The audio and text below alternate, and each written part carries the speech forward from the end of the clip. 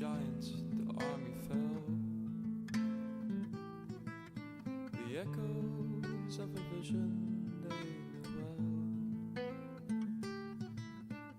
When the two-faced king found them in their scheme, the story of rebellion they'll never tell.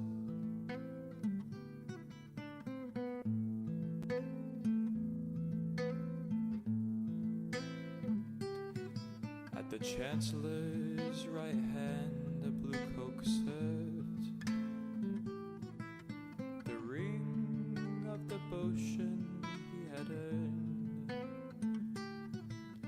the fame he had gained would spell an end to his reign.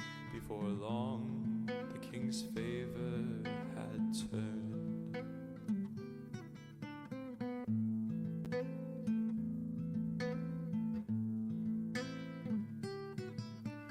Champion of the hearth he was called. Others would say he was the one I'd got. The mystics, they saw that the king would fall by rebellion to an angry blue mob.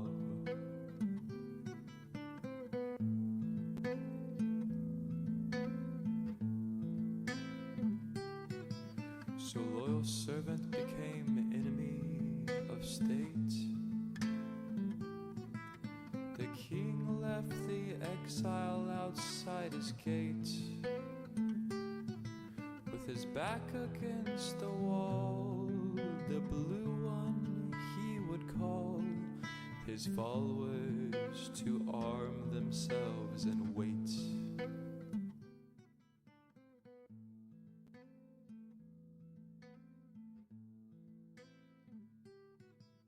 The longbows had the war bands in their sights. The chancellor crushed the blue one with his might. Off the field he snatched the banner in his grasp, his victory assured on that night.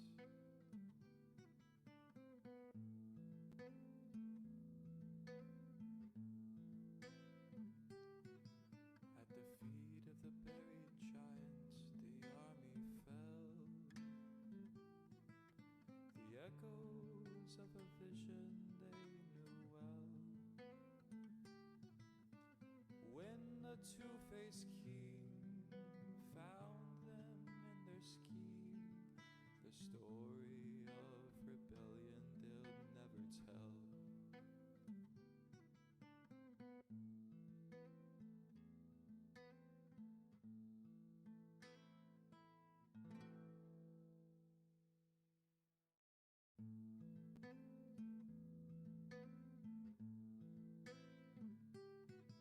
At the feet of the buried giant, the army fell. The echoes of a vision they knew well. When the two-faced king found them in their scheme, the story of rebellion they'll never tell.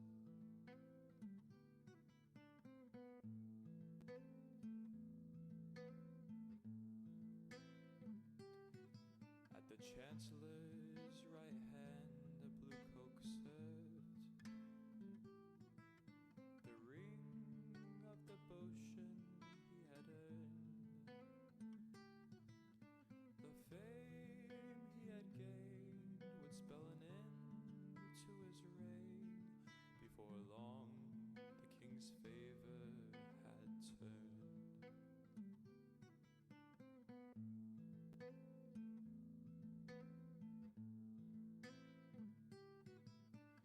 Champion of the hearth he was called. Others would say he was the one I'd got. The mystics, they saw that the king would fall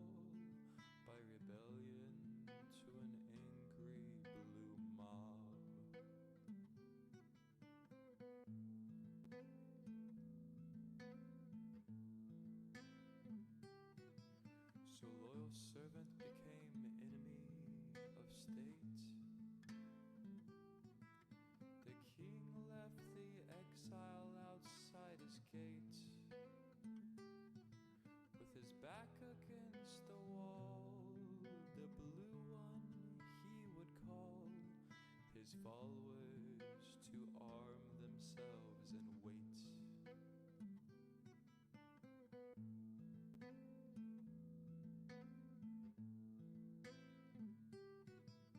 The longbows had the warbands in their sights. The chancellor crushed the blue one with his might.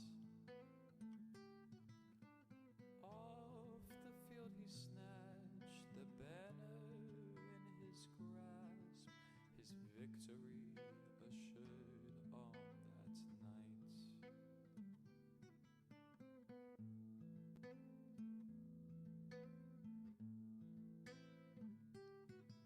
At the feet of the buried giant, the army fell.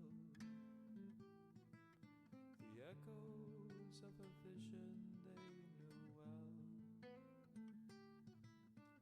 When the two-faced king found them in their scheme, the story of rebellion they'll never tell.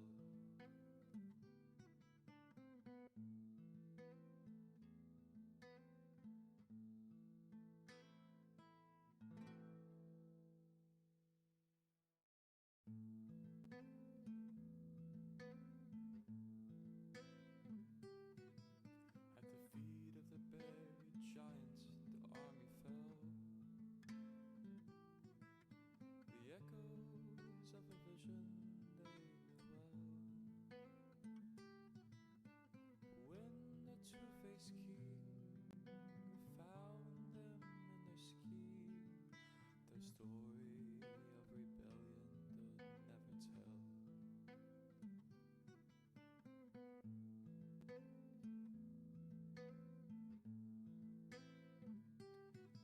At the chancellor. Hello, everyone. Hope you're all doing well. It's good to have you here on the second to last day of the campaign. My goodness, I'm so excited. Let's take a look at the campaign, actually. I wanted to get all my screens perfectly set up before we got going, and I got close.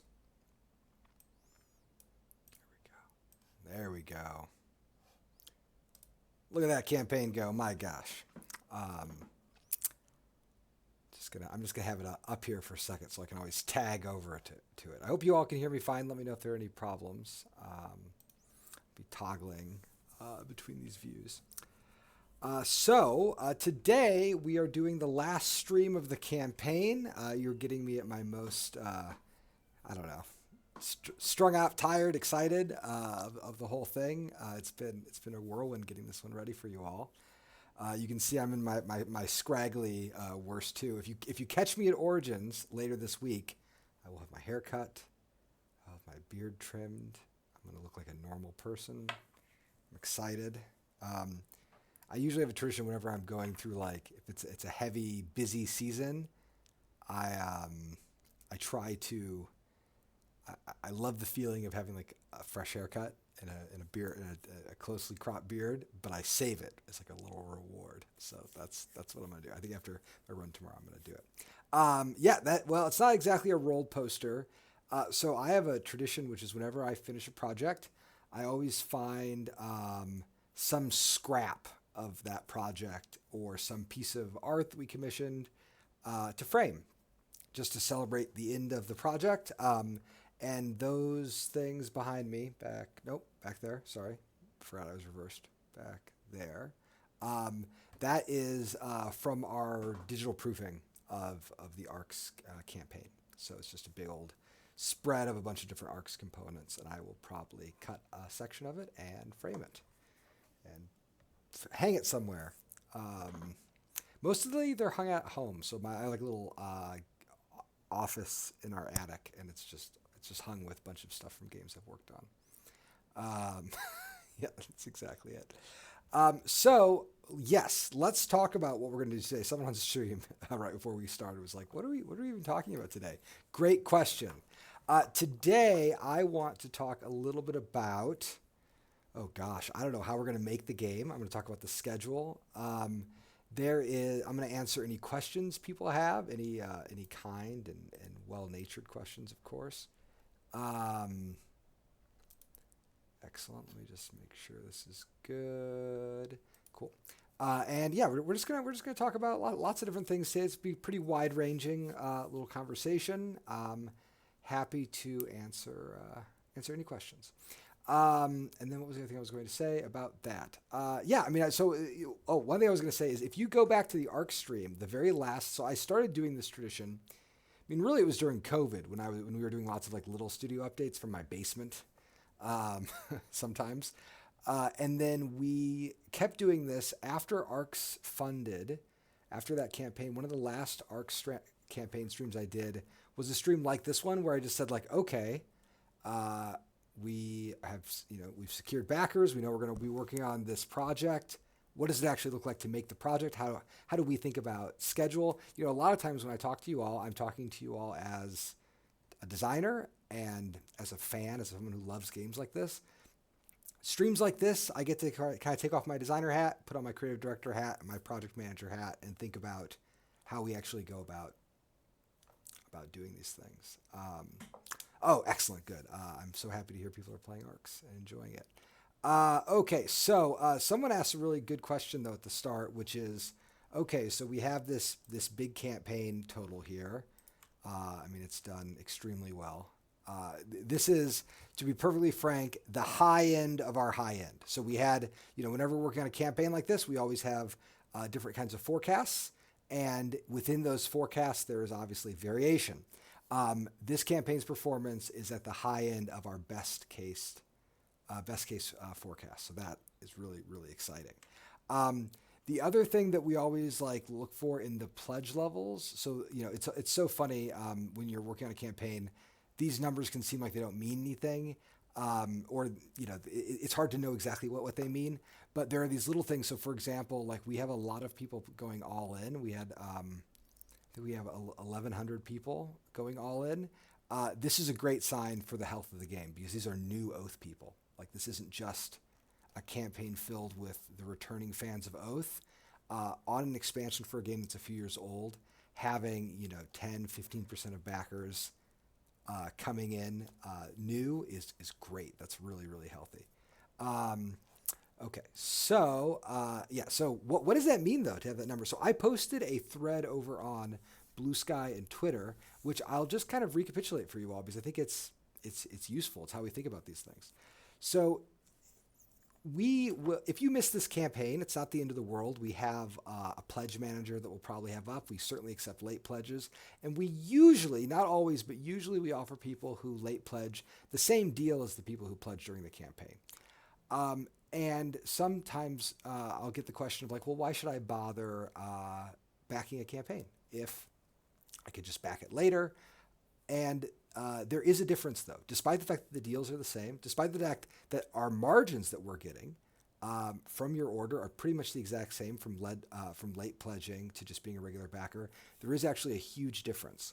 So the money from the Kickstarter campaign, we're going to get that in our bank account in about 3 or 4 weeks. And that money goes directly into the funding of the actual development and production of the game.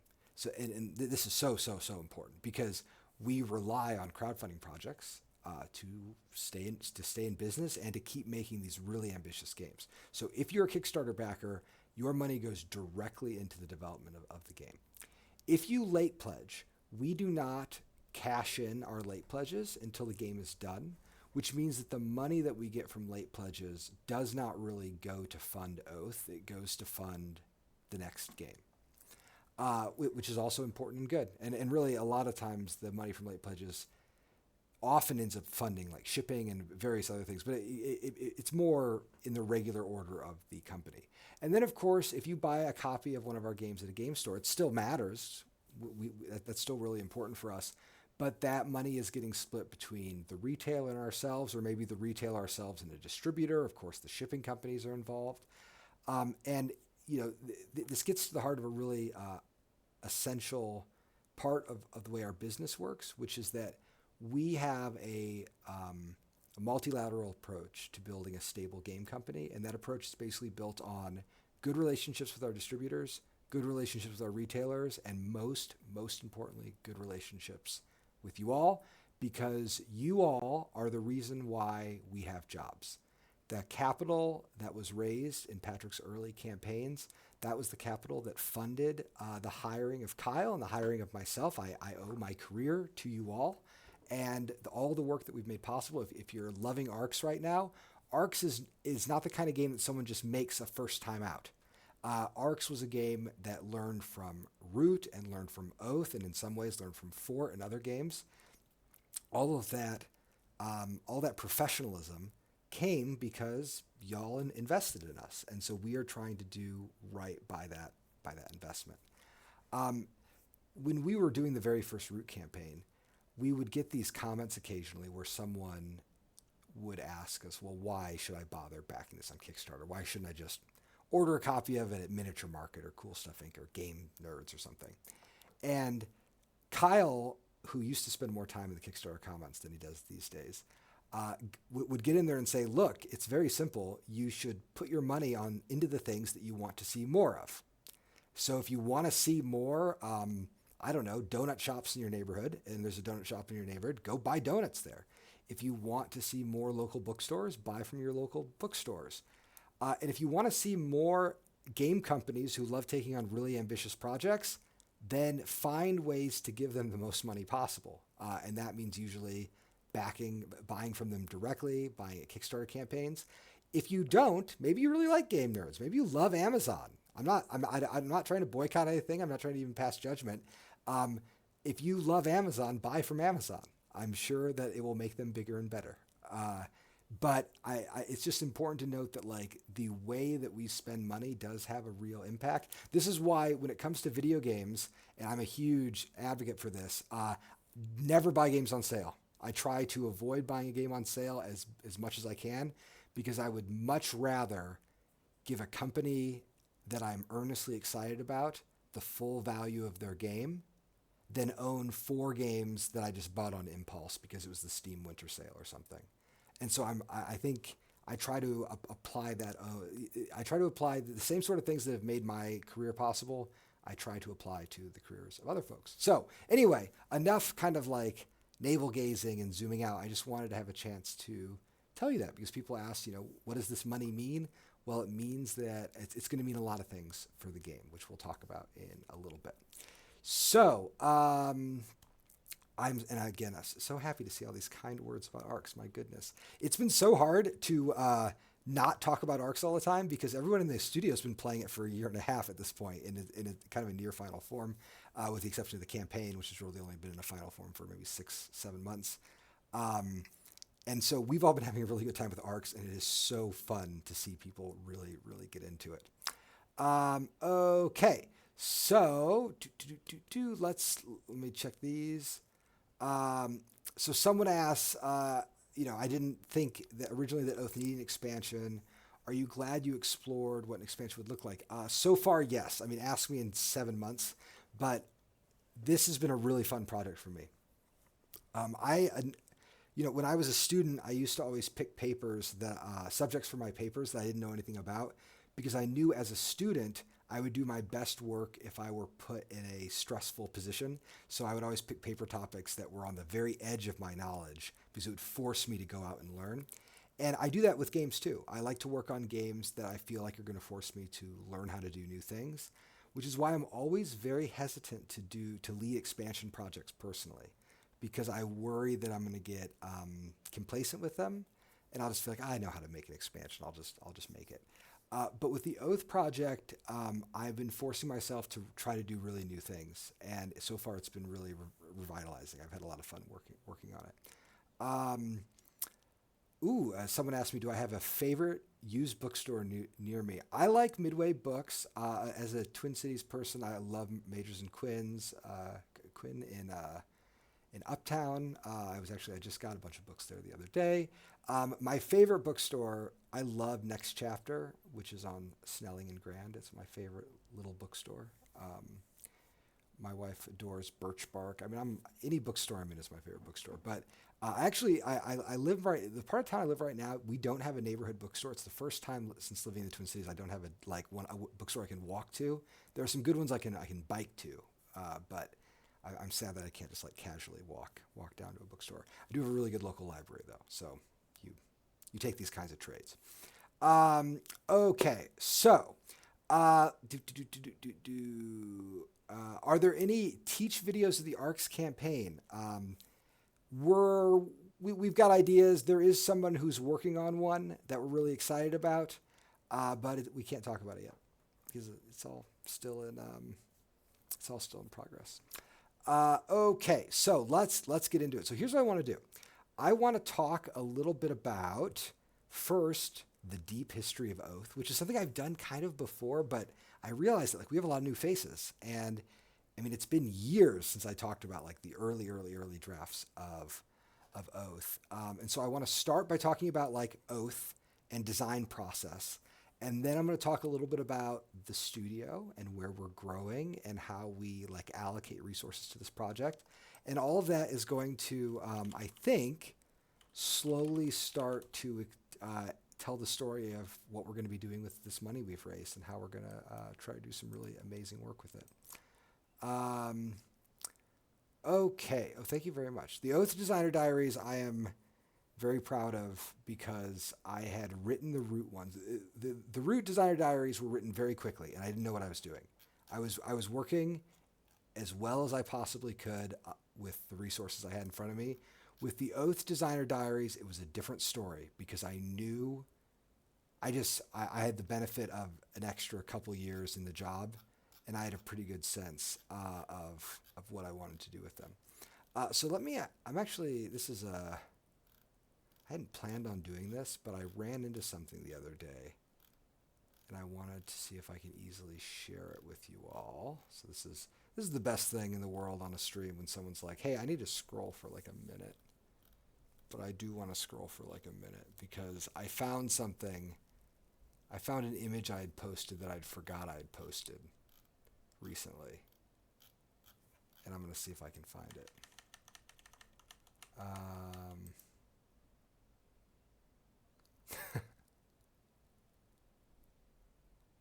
How likely would Leader Games work with the game designer remotely? Well, we have worked with external designers. We worked with Grant Rodiak on Fort, and we worked with Greg Loring Albright on Ahoy. And we had great experiences in both cases, but I don't want to give us too much credit for that because we had great experiences, but it was because they were so easy to work with. So I think the design process at Leader is very full contact. And I would be anxious about working with someone as full contact as I am remotely in the context of a studio. So we have gotten very lucky in the past. We are usually quite reluctant to it. And in fact, one thing that has been really borne out is not all of our staff is in office, but as we grow, this studio is fundamentally like an in-office, a non-remote workplace. We have great relationships with our remote employees. Obviously, Kyle, Josh, Carol, these people have all done excellent work, continue to do excellent work remotely. But as we were hiring more people, like we kind of want them here. That's not the only way to run a game studio, but it's the way that we like running this one. Okay, so let's talk. So what do you mean by full contact? I mean, when I work on design, this has been true for anyone who's followed any of my work. Every part of the design is up for negotiation always. And that can be overwhelming and exhausting. And it's especially exhausting if you're only communicating by email. Okay, so I want to show you something wild. So I started working on Oath. Patrick and I have been talking about games that remembered how they were played, that evolved. We had lots of conversations about it. But this had been something that had been on my mind for a long time. And this was brought to particular mind when I ran into this. Let me arrange this properly. Here we go. So here's something I found this old Twitter thread that talks about it. This is a game, Scion, the Rebuilding of Empires, which I found in my parents' garage when they were moving. Um, and this is a game that I worked on, I think, my first year of college, maybe. I might have been in high school. And it is essentially a Lords style game and with a fantasy setting that was really interested in generational play, actually. We got some cards. There they are. There's a blacksmith. There are player boards here. Look at that. Looks great. And then look at this map I made. Perfect. No notes. I was really interested actually in making it so that all the cards were connected to sites on the board. So for example, if I go up here, you can see like this blacksmith is located in C, the watermill located in C, stables located in B. Those are actual locations on the map. They've got like there's B. And you could have little kingdoms. It was like kind of a portfolio game. It didn't work, but it had a good energy to it. But it was funny seeing this because I was like, oh, I was really interested in this question of like big sandboxy political games, connection between information on cards and a shared board. This is really an element of Oath that goes somewhat understated. The video games have the benefit of a pop-up tip or a tool tip where if you hover over an item or a structure, you can see a readout that describes how it works. Board games can't do that. And if I have pieces I'm putting on a board and also cards in my personal area that tell me what those pieces on the board do, it's very hard to navigate that as a user. And so board games have to have like very few classes of pieces to make the board state really intelligible. Or in the case of Oath, you just have those cards be the actual map that the players are playing, that the players can play on it. So there were very early like Oathy kind of drafts that I was knocking around, but I'm not usually the type of I'm not usually the kind of designer that starts working on a project and then continues working on that project for many, many years. There are exceptions, like John Company is a bit of an exception. That game was worked on consistently for a really long time. But I like if a project is good, I will finish it. If a project is not good, I will throw it away and then I will move on. So it was actually I'd totally forgotten I had even worked on this game when I was working on Oath. The after TMM, sort of during TMM, like TMM was weird because I knew I was going to be working as a developer on it after Root, but it wasn't ready for development right after Root. So I had these like 2 months, where I was just kind of waiting, helping with playtests, doing little bits here and there. And then during that time, I worked on what was the very first draft of Oath. Here it is in all of its glory. There were cards associated with this. I don't know if I have them on hand. That's an old folder. We're gonna open this file blind. Here they are. Look at this. And actually, Kyle even did some concept art for these because we were waiting on the TMM document to finish. This was when Oath was called Saga at this point. It had more of a Nordic vibe to it. So like this little guy. These guys are really fun. The way that there's the little chicken runner, the bard. Your influence counts double in red auctions. Now, what could that mean? Well, the way this game worked is that basically the map. I'll show the pie maker. The map was like this. There were these zones, and you could build little kingdoms and venture around this hex map. But then there were these 5 regions, and the 5 regions had 5 cards that were essentially like at auction, and on a certain time interval, you would like resolve the card that was in auction in the core, and the person who had the most influence in the core, they would be able to secure that card. So here we'll find the pie maker. There he is, the Pie King. And this was an early thought of like, oh yeah, all of your actions should be on these cards. We've got the hegemons and exiles. This is a very early, like really kind of sketching out. Like you can see where some of the oath like vibe came from. This is a much simpler game than Oath. I'll show you some of these. These are so fun, right? Kyle's just the best. And also, please enjoy my Sprite Warband. I just copied these. This is good graphic design right here. There's even more. So this is what the cards were like. And then in the kit, you would auction here. You use these for the player boards. And you know what? It kind of worked. I mean, one of the funny things about this game is that it was kind of an interesting like little political battler with an auction phase. And you could have different favor in the different factions. And I liked it fine. It was a fully working game. But when I tried to measure up against like my dreams for a multi-generational game, I just felt like this was very flat. Like if you've played the game Ethnos, it had kind of an Ethnos vibe to it. And I just thought like I need more narrative specificity. So I worked on this for a little bit, and then TMM was ready for my help. So I worked on TMM for a while. And then this project, I kind of shelved it. And then after TMM was over, I went to helping out a little bit on Underworld, on Root Underworld, but then also I was working on Saga more seriously. I worked on a lot of these were like scales. So this actually used to be how I did all my design notes.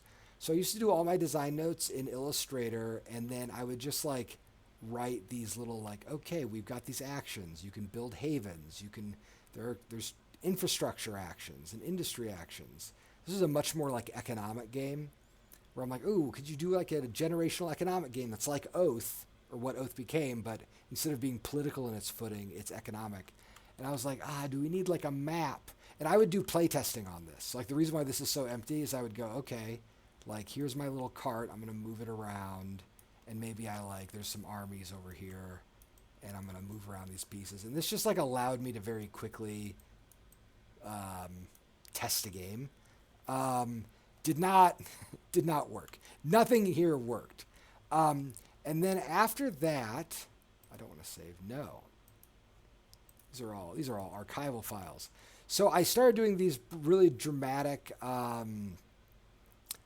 reworks. And again, this is how my design notes worked at this stage. I'm like, okay, this is called the Seasons of Saga. This is the 6th rework. And not all of these reworks were full games. Sometimes they were just like kind of concepts. And some of them actually did get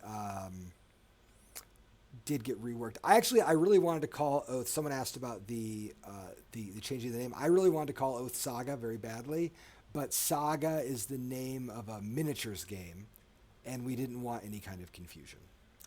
Especially because it has a fantasy miniatures game, and then we're like, hey, it's our game Saga, it's a board game. There's also a very old game called Saga. I think it's a 2-player card game. And so we wanted something a little different, which is how we got to Oath.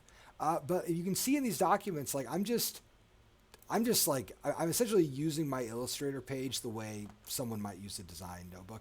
And I don't really have design notebooks. I do things like this. Like I have like little notepads that are mostly just to-do lists. But I'm just noodling, and then I was like, okay, here's a proof of concept. I remember I played a bunch on this proof of concept, and I'd been playing like Divine Right at this point. I think I'd learned how to play Divine Right, and then I'm like, yeah, there are tons of different cards. They're slotted into elements of the core game. By the way, some of this is going to seem familiar to you Arcs people. And then we have over here like. There's the idea of a kingdom board. The board is saved. The kingdom board is saved from one game to another. I really liked this idea. I was like, I would love a kingdom board that could be carried from game. And like, here's the division of labor and how all that stuff works. It's all getting housed on this board. Which players are enfranchised or are citizens? So you can see some of these concepts. And it's so funny. I was like, oh, what if I had some ideas from John Company in here? And I was talking, of course, about the first edition of John Company, the second one wasn't out yet. And then there was this notion of these future cards. I can't remember how they worked exactly. Oh yeah, this DK Northumbria is really fun font. I liked working with this. Like basically the idea is there are these futures. There's a little bit of kind of Sierra Madre style in this, where like you have like a future. This is your despotic regime. It gives the game its victory condition, and at the game end you need to control 75% of the havens. Or if you're playing with the noble house's future, you need to have two more nobles than all the other players combined. And then the futures, there was some trigger that could flip it to its chaos. So chaos, if all players have a noble, that can allow other players to play new futures out. So what I was really thinking about here was trying to take a PAX framework. I mean, so there's an important missing piece to this discussion, which I should mention. There is a series of games. So many of you, I'm going to go here to Board Game Geek, will know that I am a big fan of the series of games called the PAX series. I'm especially a large fan of this game, Pax Porfiriana. I think it's the bee's knees. I think it's an exceptionally good piece of design. The thing about the Pax Porfiriana, and I don't know if BG is going to list this as such, it is a re-implementation of a game called Lords of the Sierra Madre. Here's a map of Lords of the Sierra Madre, which is this giant political, economic sandbox that covers the early 20th century in the American Southwest and the northern two provinces of Mexico. And it is kind of a mess. It's a messy game, but it's a game with a lot of spirit and big imagination. So the thing is, what the PAX game did, what PAX Porfiriana did was it took this 10-hour game with all these pieces and all these cards and all this stuff, and it condensed it into a tiny square box. So this game is like the result of all this compression. And what I wondered when I was working on Oath is it possible to take a big game like Divine Right, which is another, here I'll bring up a picture of Divine Right. Why not? So is it possible to take a game like Divine Right, here's Divine Right in play, and can do the same thing where you condense that big game into a smaller format. And so I was thinking about, so this is why it was so funny when we were working on Oath. I remember I had a playtester who was upset that Oath was kind of heavy because they really wanted Oath to be like an introductory PAX game. And what I told them is like, Oath is not the child of a PAX game. It's a cousin. They're both related to the Lords style games, like Lords of the Renaissance and the Sierra Madre and Spanish Main, but they and they're both interested in using cards, but they're using two different routes to kind of to get there. Okay, so what do I think of Keaton White's A Case for Oath solo? I have not read Keaton White's A Case for Oath solo. And I don't think I have. I will read it though. Send me a link. And I want Matt to know that I tricked him into coming to work for Leader Games. He didn't trick me into hiring him. It goes the other way. Okay. So here we go. This is that proof of concept. I'm thinking Lords of the Sierra Madre. Didn't work super well. And then what was this version? Aha. Okay. So this version, this is the ninth Oath. And whenever you see this kind of nonsense in the margins, I was really cooking that day. I was probably in a panic. Funny thing about this one. So in the summer of 2019, I had been struggling with Oath. I've been trying to figure out a way. Because what was happening is I would have these big ideas, and then I'd say, oh God, I've turned a 10-hour game into a 4-hour game, and that's not good enough. I need something else. And what I realized I needed was like a core mechanical focus. And I had this interesting moment happen to me where my daughter was due to be born in like 3 weeks, and she was coming at the end of August, early September, and I was in like a little bit of a panic because I didn't have very much for Oath, but I was going to push it, and then my brother and my friend Chaz came to visit me for a few days, and we just talked about Oath the entire time. We were doing other things, playing with the kids, and went sailing a little bit, but mostly we were just sort of thinking about Oath. And the result of that was this version, the ninth Oath.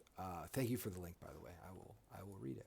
I'm going to search it over here because I think I might have already read this, but I need to jog my memory. Excellent. Oh wow, no, I have never read this because this is from 2021. Okay, well, thank you. I'm going to read it and then maybe comment. Sometimes things slip through. This version of Oath I really liked, and it clicked really fast. So the idea was every government had their own board. Here's the monarchy board. And I talked about this in one of the design diaries. Here's the anarchy board, right? The anarchy is always in turmoil. And then there are these special actions. And then I had this action wheel. Let me see if I can get it. Here it is. Here's the action wheel. This is not quite the real action wheel, though. Let me see. So basically at this point, I was like, okay, we have all these suits. And at this point, there were 7 suits because we had a clockwork suit. And then when you were taking actions, you were building your loyalty to these different suits. So you would have, that's a bad shape to use. You would have these action discs. So let's make an action disc. It's red, something like that, black. So if I wanted to take a clockwork action, I had to cover up beasts or arcana. Okay, but I've taken one clockwork. Now maybe I want to take an order action next. I need to cover up the farthest thing from order. And then I'm going to take another clockwork action. I have to cover up beasts. And so what happens is the more you take actions, the fewer loyalties you can maintain. And so eventually it's like, okay, these are my only 3 choices. If I want to take an order action, I have to cover up the wastes. And then if I want to take the order action again, I have to cover up clockwork, and then order is where I'm at. I really love this idea mechanically and how it forces specialization and how it maps it visually. In fact, I'm going to see if I can find it. No promises here. No promises here at all. But let me see if I can locate it. Uh-oh. Yep, here it is. So this was a version of the game that we were playing with a little bit later. But basically, there were 7 actions in the game: influence, establish, muster, learn, etc. And if you took the learn action, you had to cover up one of these other actions. And as you took more learn actions, you lost your ability to survey and influence. And you're spending all the time in the university, you're learning and you're not establishing and you're not battling. And then there was an action you used to clear your board. And it was really neat. I really liked it a lot. And I'm bothered that I could not keep it in this game still, because I think it was a really neat mechanical idea. And what it allowed me to do was actually make progress on this dang game. So basically, though, all of those fundamentals, so the beast action, beast is like influence, right? Hearth is about establishing, order is about mustering. And so there was this idea that all of the suits were linked to these kind of almost like tarot style metaphorical and I don't know, like boxes of language. And so if you were, again, you're building up your beast points, fundamentally you're about animal magnetism or something.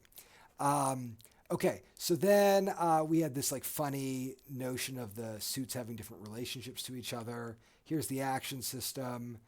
The player pieces were all going to have their own, all the suits were going to have their own player piece. Here's where I start talking about how the actual action system operates. There's a refresh step.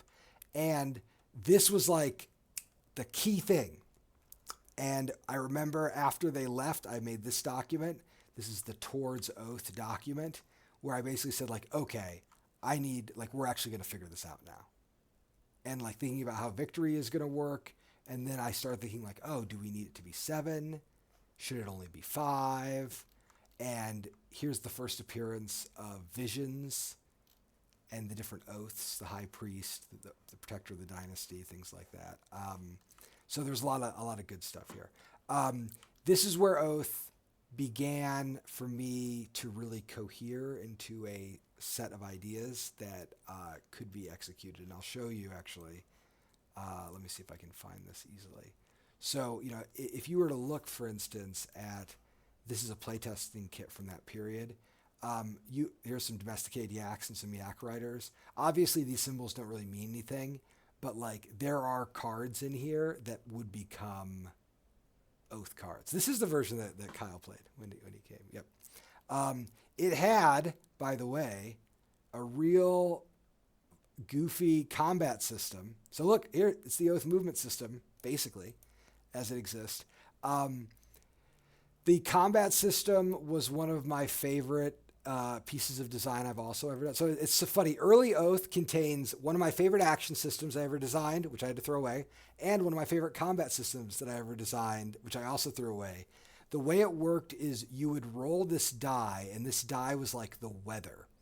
And so it told you, I can't remember what the red faces did, but basically, so the combat, I was playing some Dune, and I was thinking, Dune's combat system is awesome, but is also kind of bad. And I wanted to know if there was a way to make Dune's combat system a little bit more interesting and better and like more narratively resonant. So I had this idea that like you roll the weather dice and then you are blind bidding your units. And the units, remember, are suited. So I have like a bunch of knights and like maybe like a wolf. And then our units perform against each other depending on the relationship between the suits. And the little combat advantage marker is going to shift to the defender or the attacker. If you can get it to your letter, you just instantly win the combat. But the key thing is the weather.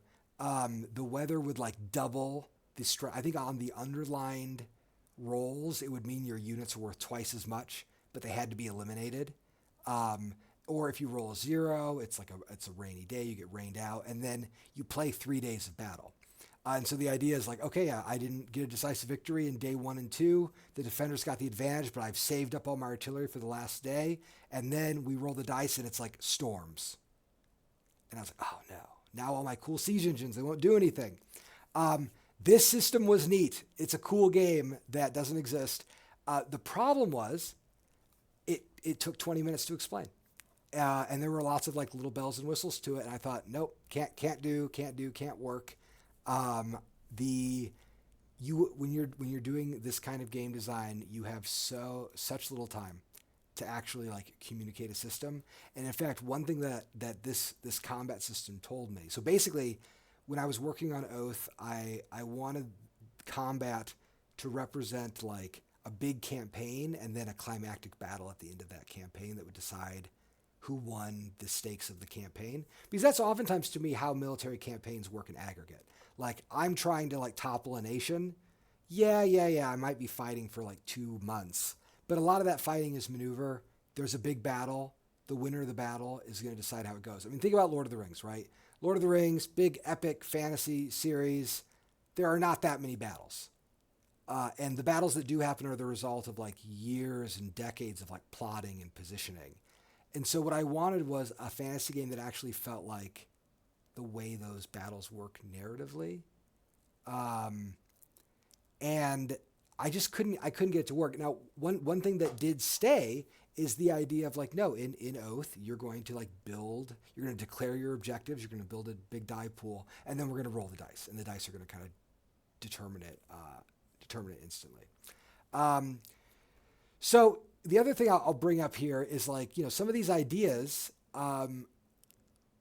if they were good, they got kind of shunted to different places. Some of them ended up in Arc, some of them even ended up in Oath in one way or another. This idea of like the succession drama action that's part of the monarchy, that just became the card, the long lost heir. And this is just how design operates. I mean, I have this very morbid way of working, which I don't know if anybody else at the company works this way. If you do, we all probably need help. But I assume that every game I work on is legit going to be my last game. And so I don't save ideas for the future. Like if there's an idea that I think is going to work well in a game, I just take it and use it. I don't have this notion that like, oh, I'm going to put you in a little box and I'll be back in 5 years. I'm like, no, I don't know what's going to be there in 5 years. If I can make something better, it's going to go right into the thing. Okay, so that's a bunch of early Oath stuff. The development of Oath, I mean, I could say a lot about, and I'm going to kind of just gloss over it. So basically, what happened was, my daughter was born. I came back. I was on paternity leave, but I'm really bad at taking time off, as you might guess. So I was kind of working during paternity leave and just kind of building Oath. And then when I came back, there was a gap in the schedule where the studio needed a project. And I said, well, I would love more time to work on Oath, but actually it's not in a bad place. And I think the idea is really interesting, and let's go ahead and get it going. So I started then that fall releasing designer diaries. We did like 15, 10 before we even got to the page launch. We worked through that, got the campaign launched. We did a lot of testing. It was going pretty well. And then we had to shut down the studio because of COVID. And so the second half of the game's development occurred entirely remotely. And in many ways, Oath, because of that switch to the remote testing, Oath got a level of scrutiny and care on the card-to-card design that none of our games, including ARCs, have really gotten. I mean, Oath benefited from the attention of a development team that could do nothing but pay attention to it because the whole world was shut down, unfortunately. And that development course generated some great content. Really, I mean, there's some card design in Oath that is, again, among some of my favorite cards I've ever worked on, and even cards I didn't work on, cards that Nick worked on or Josh worked on. Some of the best stuff that we've ever done is in the Oath card list. But we couldn't do large-scale structural changes. They were too scary, and no one on the team. We all just wanted to make sure that the Oath boat could get to shore, and so we had to cut things out. Okay, so yes, let's see. We go through that. So we did all the Oath stuff. I've told this story before, but I played a game of Oath in the studio. I wonder if I have an image of this. But we played. Actually, here. Let me see if I've got it, because it might be fun to share. Why not? Okay. Because these were wild times. Let me see if I can find this cursed image. Oh, here's a fun image to show you. So when we do development, I'm a cheapskate, and so I will sometimes just use masking tape to tape the player boards on top of the previous player board. And what you can see here is, at one point I took them all off because they were getting too thick. So you can see the evolution of the player boards. And this evolution probably starts, let's see, so this goes, I was going to PAX Unplugged. So this evolution you're seeing right here probably goes from September to late November of 2019, which is pretty funny. It's just a weird way that I work sometimes. Okay, but if that's then, I wonder if look. Okay, so this is the most cursed image I've ever taken in my life. I'm gonna treat you to it. I made these kits. Look at this. This is from, I can't remember.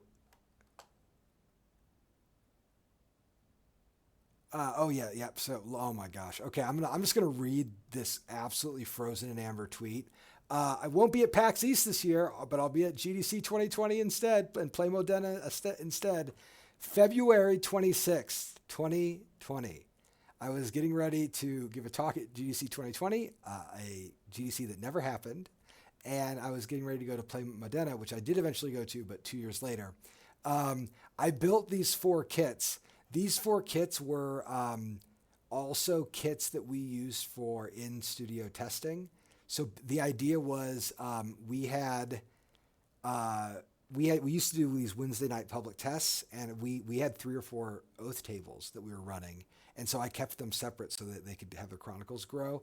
And I spent all this time building building all these kits, and then they never got played. They're probably still in the office somewhere, just absolutely frozen in amber. My gosh. Anyway, just just a little treat, that thing. So actually, right after that, and I couldn't find an image of it. I played a game of Oath with Patrick and a couple other people on staff, where we tried a version of Oath with action impulses, where you would take single actions at a time. And in this version, your secrets were suited to your own color. So if you used a secret and put it on a card, at the end of the round, they would like get sucked back to you. And it was neat. It like kind of worked. But we were not equipped to test or play it really at all. And so I was too worried that would be too disruptive of a change to introduce. And I didn't know what it was going to be like to work remotely. We've gotten a lot better at it. And so there were certain parts of Oath's development that we just kind of had to shut off. I'll show you another thing that we shut off for Oath's development. So here, let's see if I can find this. Oh yeah, here we go.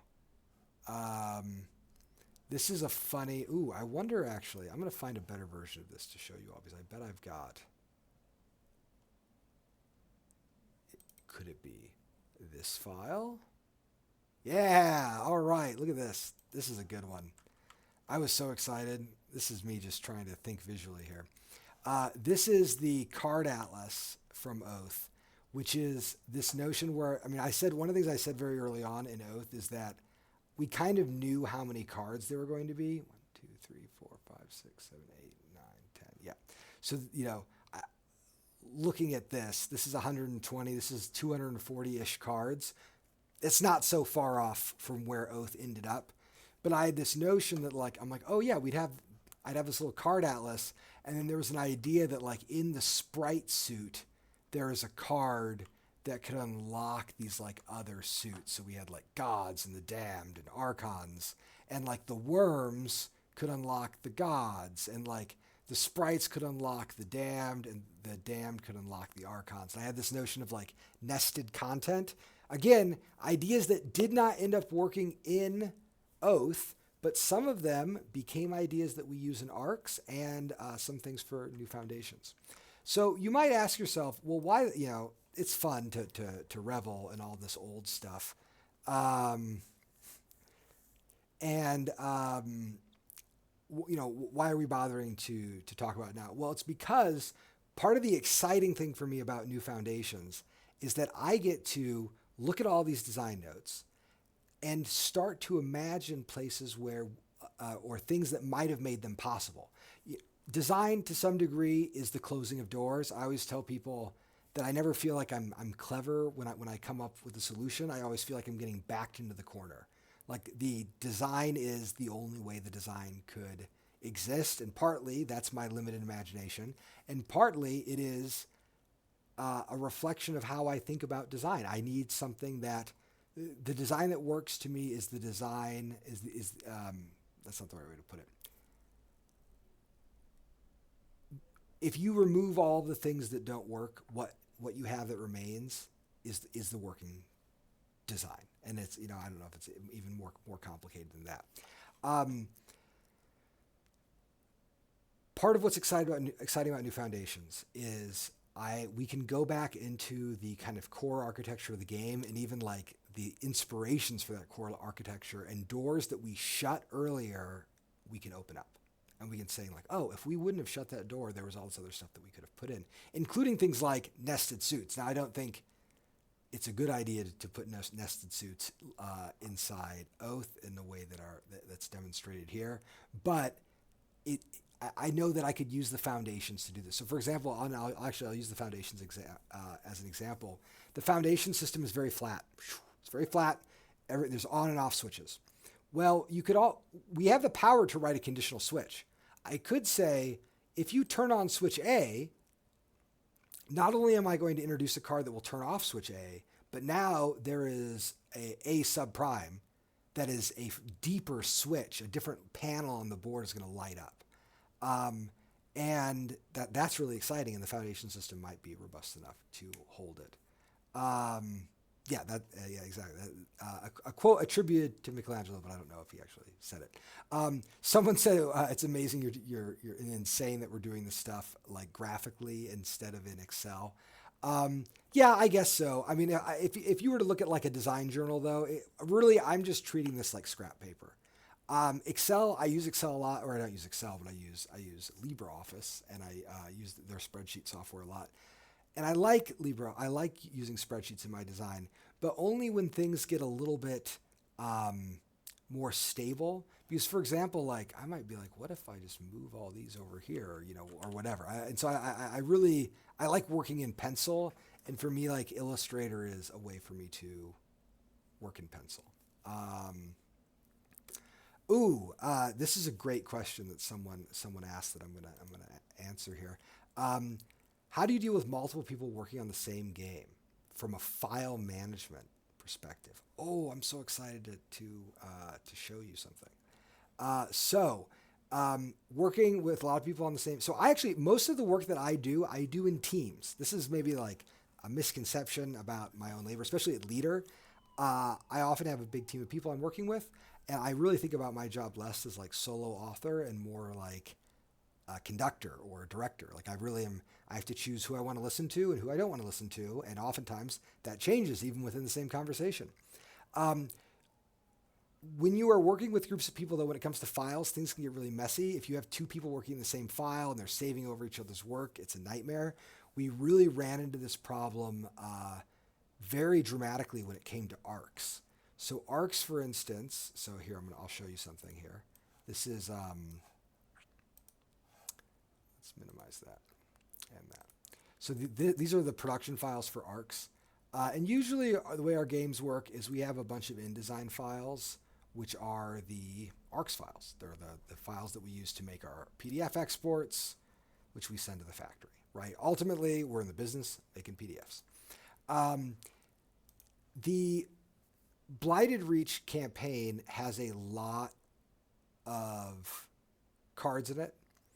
And it was very difficult because if I was working on like the Blight Speaker plotline, and Josh was working on Survivalist, if they were in the same file, we couldn't work at the same time productively.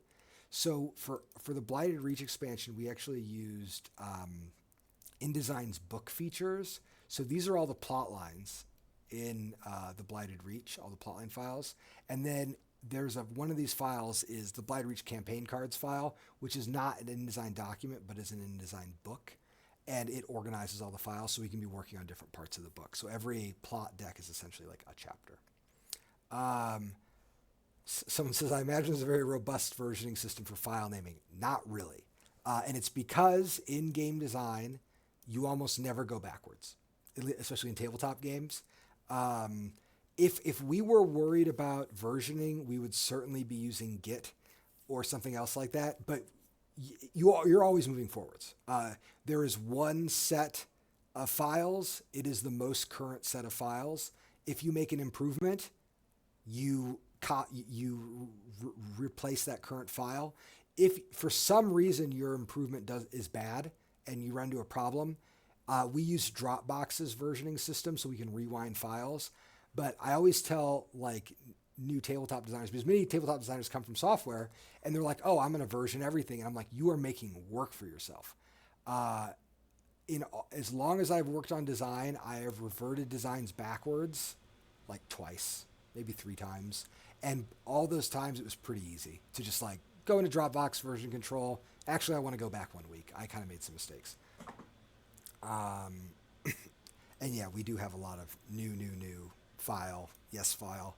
I often name my exports in my file name by the thing I'm exporting them from. So I'll be like, this is the Oath Kit PAX U 2020. And this is, the ARCS Kit PAX Unplugged 2022 or whatever. And I kind of like doing that because then when I look at my exports files, I'll say like, oh, I can like see the whole progression of everything. Yep, only as much processing you need, no more. I I had a professor who I deeply loved, who was a mentor of mine, and he loved project management in the abstract, and so every month or two he'd be like, "Hey, I know how we're going to get our dissertation done faster. We're going to switch to Basecamp," or he would have some project management, trend, and he was always pivoting. And then when I started working on games, I was like, "Oh, you just do the work. You make a list, you do the work." And I think certain types of projects lend themselves to different types of project management. We keep things real simple here. And that is a beautiful transition, if I don't say so myself, to talking about the work that we have ahead of us. All right, let's get rid of all this stuff. Let's get in the weeds. So what I'm going to do now, I will go over here while I get this set up and make sure I don't accidentally save over any of these beautiful files. But if I did save over them, I could just Dropbox version it back. No trouble. Okay, so what I want to do now is talk a little bit about project management. Someone is asking a question that I will answer. Okay, actually, we have a few good questions. How involved am I in the solo stuff? Marginally. And I will talk about the solo stuff more soon. I am watching over it, but I want to empower Liz and Ricky to follow their hearts. They have a budget. They know how big their product can be. I want them to make the solo project of their dreams because I trust their taste when it comes to solo stuff more than I trust my own taste. And then someone asks, what's the metric for whether something is fun? The thing about fun is that in games, sometimes people think about fun as if they're talking about a shade of blue. They really do have like a very everyone understands that fun is an aesthetic. It's a feeling, right? It's an affective response to something. But in games, there is this peculiar psychosis that says there's like a way of measuring it. It's like they're measuring it by like chuckles or something. And I think it's insane. I know that the things that compel me in games, I want to be thinking about a game when I'm not playing it. So when I'm designing, I'm thinking about what can I do in this game to make it stick in my mind and pull me towards the table and pull me into the world of the game. If I can get a game doing that, then I'm finding it interesting, and that means that I'm willing to spend my free time on it. I can't tell you if that's fun or not. I think fun is overrated as a design goal. What I am interested in is the thing worthy of attention? I mean, and again, I'm replacing one cloudy metric with another cloudy metric, but I really want a game that rewards repeated play and study, that is making an intervention in the space in which it's operating. I mean, this is something that we talk a lot about when it comes to like our studio's mission and the types of games that we do. I think about game design as a conversation. And in this conversation, there's a lot of different types of utterances. A game review is a kind of utterance. People playing at a table, they're participating in the conversation too. But the way I participate in the conversation as a project leader and as a designer is I make games. And my games respond to other games. So like Eric Lang might go into the room and shout Blood Rage, and then I might come in the room later and shout Root. And we're both talking about what does it mean to design an asymmetric, people on a map area majority game. But those two utterances are then going to produce other games. I saw, for instance, that Mind Clash is coming out with a game called Ironwood, which is a 2-player asymmetric game that takes place in a forest. Looks really neat. And it's kind of fun to say like, oh yeah, I walked into a room and shouted Root, 5 years ago. And then, this coming year, someone's saying Ironwood. And we are all in this conversation slowly figuring out the limits of our own form. It actually reminds me, people might know I'm a lit student at heart. And I remember a student asked me once, like, why do they call novels novels? And I said, well, like fundamentally the novel is interested in what's new. It is sketching out the possibility for its own form. And so as a student, that's the thing that makes it so exciting. It's always pushing at the limits of what a novel can be. And I think about games kind of in the same way. I'm never sure what a game can do until after I'm done working on Okay, so excellent. Yes, we do need some more funometers. What is going on in the table behind you? Any new secret projects? Um, Bunch of junk. Game Skyrise, which I think we might play after the campaign's over. I've been meaning to play Skyrise. I used to play Metropolis a lot. Tolerance. There's some GMT games back there. I don't know. It's a mess. I need to. I'm actually. This is probably the last time you're going to see me from this angle, because well, here we'll do a little studio tour. My studio is a huge mess. I got a bunch of games stacked up there and books, and then I have this window in front of me that when the sun is out is incredibly bright and it's like hard to look at my screen. So I'm going to be like totally rejiggering my studio after probably after the campaign's over as a little prize. Show the cardboard window. All right, Kyle. Oh, this is horrible. Look, this is my sunblock. And there's our pickleball court. It's been raining all day. But isn't that lovely? I put a little curtain runner on it so I can move it over the day as the sun moves. It's good. It's this is I work with what I've got. I'm a little trash child at heart. Okay, so let's talk about project planning. Do I ever go to the thrift store for games? Always. I'm constantly, let me actually look at, do I have a thrift store game on my shelf? I don't think so. I've got them at home. Always looking for a weird cheap game. No, I don't need a curtain. I need to move my desk. This is the plan. I'm moving my desk to another wall. The reason my desk is in front of the window, by the way, is because when we moved into this building, there was a built-in desk on this wall, and I could not remove the hardware to move the desk.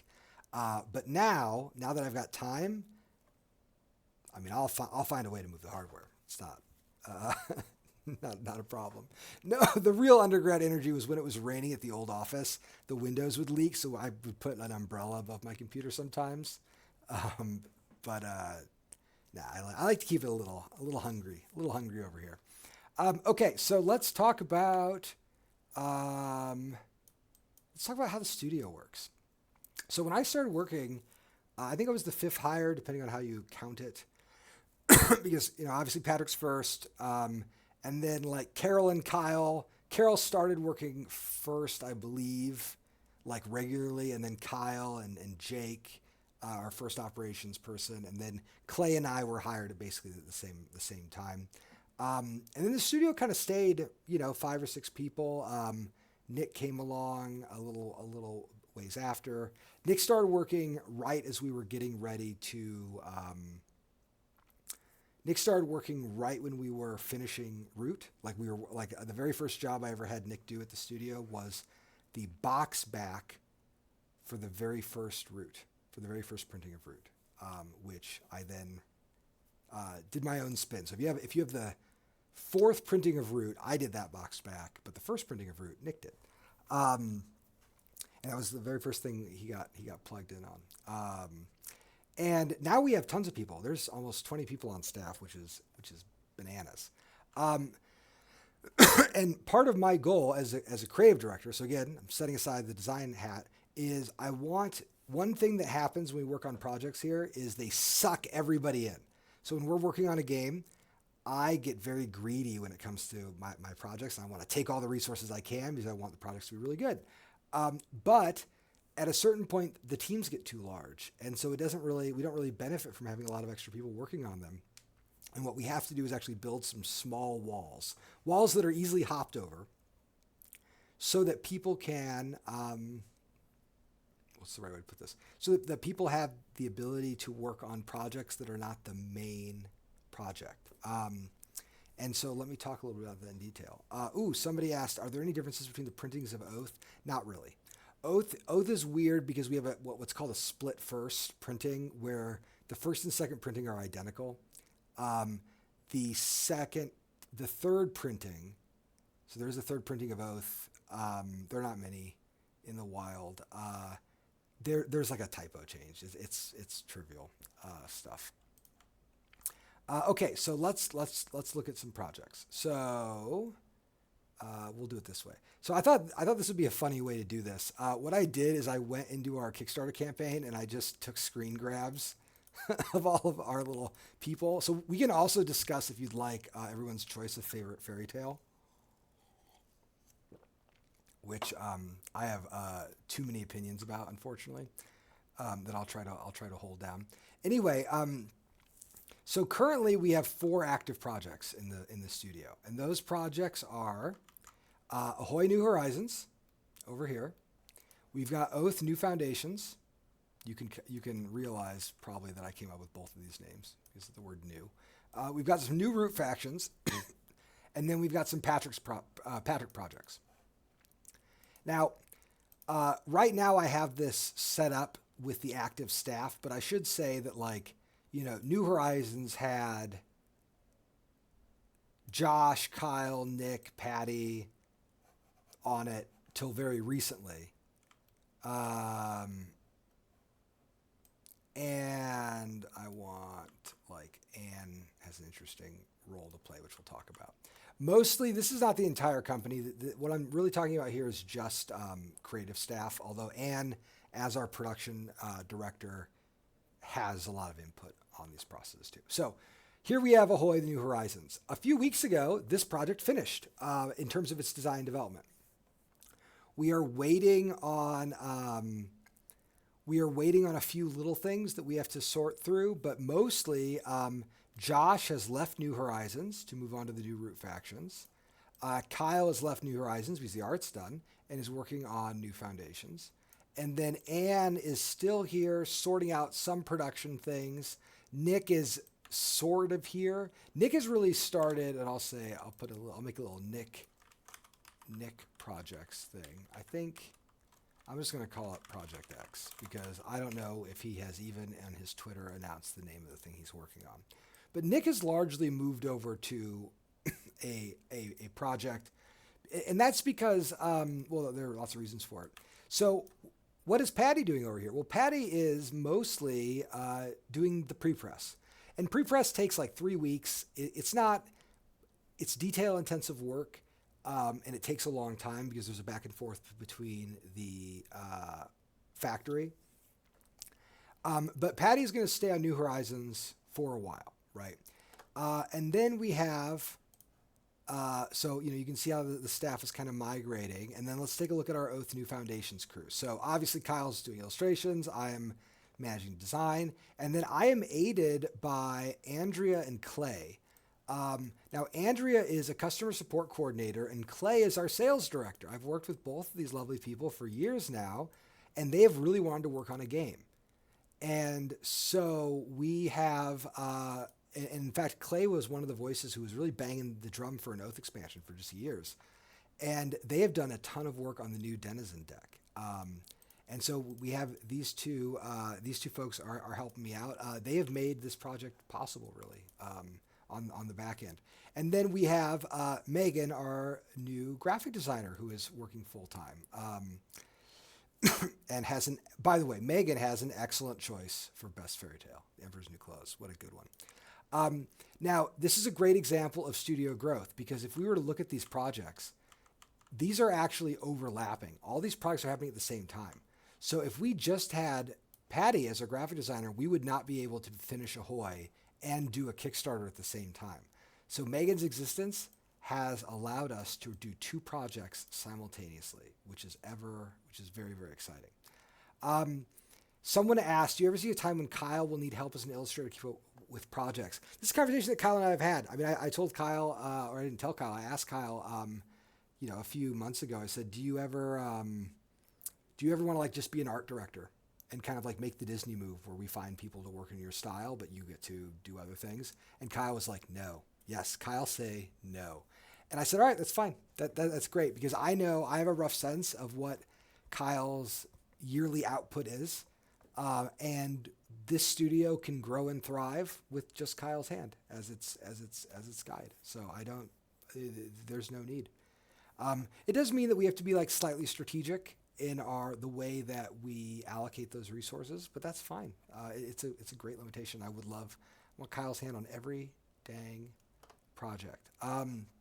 So here we have our new foundations team. Now, here I should say that, and this is where things get like kind of, I don't know, interesting to me. So Josh, for instance, has just migrated from Ahoy New Horizons to the new Root Factions. And when I look at new foundations, what we're really looking here for new foundations is this is not the team that's going to make the entire game. This is really the new foundations Kickstarter. Because as the new foundations Kickstarter is going to end tomorrow, and then I don't have graphics for Megan to do, but Megan is going to start working on, or not start, is going to continue working on the ARCS Gen Con experience. And here, Megan's going to move over here to work on the ARCS Gen Con experience. Patty is helping. Obviously, Matt is helping. So like they're going to need to go work on this project for a little bit, which is why, our little team will just kind of keep cooking here. And in fact, Kyle is going to be doing some work for new foundations, but is actually going to go start doing concept work for the new Root Factions too. So we're always kind of juggling our teams. It's funny. I was watching some documentaries about video games. There's a thing that video game studios do, which is that instead of having like offices for particular employees, they're like, this room is the root room. And everybody who's working on the new root expansion, they're in this one room. And when you go onto a new project, you pack up your computer and your little desk trinkets and you move to that room. I actually kind of love this as a general idea. It's not really well suited to us because people are usually working on a couple different projects at the same time. And in fact, like Nick, for instance, I just had a nice meeting with Nick the other day, and he talked about how he really wanted to help work on some of the new Oath content. So like while Nick is working on his own projects, we're also going to we're going to have him come hang out with new foundations too. I'll say one thing about like Nick's projects too, just generally, after you finish a big project at the studio, the project lead, we always try to allow like a couple months for just creative enrichment. Like watch some lectures, watch some movies at work, I don't care, read a book, and just try out weird ideas, have some experiments. And so Nick is going to get a chance to work on some solo designs, which he's excited about. And then if those solo designs bear fruit, cool, we can put them on the schedule, get them going. If they don't bear fruit, that's also fine. And that just means that we will then put Nick on, helping with the new Root Factions, or, maybe Patrick needs help on Opus or whatever. So yeah, just a lot of different ways to kind of spin it. So let's talk then. So that's just a general overview of what the studio is working on right now. Patrick's projects, I'll say, like Opus is a cooperative game about robots, and Fish is an economic game that Patrick's working on, kind of a Euro, but it's still in the concept stage. I think there are some different ways that it could be done. It's going to be a lot of fruit. That's true. Do we ever need a digital asset manager? Not really. No. Okay. Where was the question that I missed? Does it ever get complicated when one person is part of two projects at once? So, great question. Generally, we avoid that situation pretty stridently. So when we have some people on staff who used to work for Asmodee, and they would describe having to juggle like a dozen projects at the same time. We do not do that. Usually one person is on they have one major project. I usually tell people, you always have one major project. That project might be a project that could last a year or two. Then you're going to have small projects that are going to kind of come up and go away. And then you also have some portion of time that is just for continuing education and things like that. So I'll use Megan as an example here. Megan's long-term project is the Oath New Foundations campaign. She'll be working on this with us until it's completed. But in the short term, they're going to go to work on Gen Con stuff. Then they're going to come back. Then they might go work on, a crowdfunding campaign for the new Root Factions. Then they're going to come back here. Maybe there's some ARC stuff that needs done. It's all over. It can be all over the place. Yeah, but we really do try. Want everybody to have one major project. Now it's also worth noting, like, so it was funny. We had a meeting recently where I was telling people, it's really important that we do our best to allow new teams to grow and we don't just glom together. Because here's the thing, if I'm being real honest with y'all, Josh and Nick and I have worked on a lot of projects together and we like working together as a little unit. And when I told people on staff, like, no, like you need to go work on the new Root factions and I want you to do your own project, I felt like I was like breaking up after summer camp or something, or like we're all going to different colleges. And people were like, well, we still need to find ways to all work together. I'm like, yeah, we'll see each other at Christmas. But for the studio to grow, we have to like seed a little bit more widely. And we've already started seeing some of the benefits of that because Andrea and Clay, who are both newer dev people, they're really flourishing and they're starting to bring all sorts of new ideas and new talent. So I'm trying to give room for all the groups to go. And for example, like Andrea, if she's doing a really good job on the Oath New Foundations Kickstarter, she might find herself serving as a developer like under Nick for one of his projects or over here. I'll mention too that Alita, who's a production assistant, who mostly works with Patrick. Alita is kind of like Patrick's like primary playtester and development assistant. Alita is going to be doing some project management for us too, just to document our processes and think a little bit about how we're making games just a little bit more efficiently. So I'm pretty pumped to have her help out with Oath. So the last thing that I want to mention here, and then we're going to talk about schedule, is, and my gosh, I've already gone 80 minutes, but whatever. I like hanging out with y'all. Is over here, we've got Solo. So I'll just announce it here. People ask, what does it mean that this Kickstarter campaign did well? Well, it means things like we have been able to offer Liz Davidson a for real full-time job here in St. Paul. Liz Davidson will be coming up in the summer and joining our studio in office starting in July, and will be our primary person for all Solo games. This is huge news. I'm so excited to have her on staff. We've been working on this for months. The studio has always had a funny relationship to Solo games. The reason we have had this funny relationship to Solo games is because we make games to enjoy with people. They're fundamentally interactive. They're fundamentally multiplayer. And one of the things I've realized in getting to know Liz and learning more, working with Ricky and hanging out with the Solo community, is that Solo games are also social. They're just social in the same way that a puzzle game is social. And so, we said, look, we have a lot of people in our audience who want Solo games. We need to find an advocate for them. And so we're bringing on Liz, and I told Liz, her first job is to work on and coordinate the Oath Solo Clockwork Adversaries expansion. She's going to have a lot of leeway to design that and to build it with Ricky, how best they both want to build it.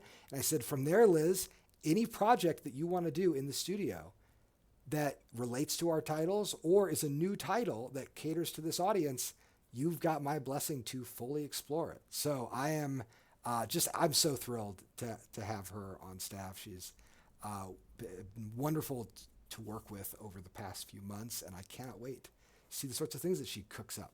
And so that could mean it could mean things for all of our lines, Root included. And so I'm very, very excited. Okay, so so now this is our little team then for the Oath New Foundations Kickstarter. And actually, I will. What I'm going to do here is I'm going to move some of this stuff over. Okay, we're going to doing this all visually. So this is what I mean about, like, I can't do this in Excel. Okay, so Nick and Josh. Whoops. So what I've told Nick and Josh is when it comes to the Oath Foundations, I don't really want them on the primary team, but I do want them as kind of like senior consultants, able to come in and help and hang out. Josh wrote the Law of Oath. He knows Oath better than anyone. Nick was with me in all those playtests. We have played so much Oath together. We've worked on so many Oath cards. Let me move this over, actually, so my camera doesn't mess it up as bad. I really want those two helping with the building of Oath, but I think about this as kind of our primary team. Myself and Kyle, and then we've got Clay and Andrea helping with development. Clay, most of Clay's development is on the new edifices and on the Denizen deck. Andrea has helped with a lot of that, but she's also going to be coordinating a lot of playtesting, helping me on some of the core systems. Liz and Ricky are going to be doing the Clockwork Adversaries. Liz in particular is also going to be coordinating that. So like one of the things, I have a lot of things that I'm trying to juggle right now, and it can be very difficult to like log onto my computer and see a bunch of messages from Ricky and say like, okay, do I have time to actually sort through this? By having Liz in the office as a permanent member of our staff, we basically have a built-in capacity to handle solo projects. So I am very happy for that. And I love working with Ricky, but it's going to allow us to just work with more collaborators, Ricky and others. And then Megan will be serving as our kind of main graphic designer. So what does the work look like?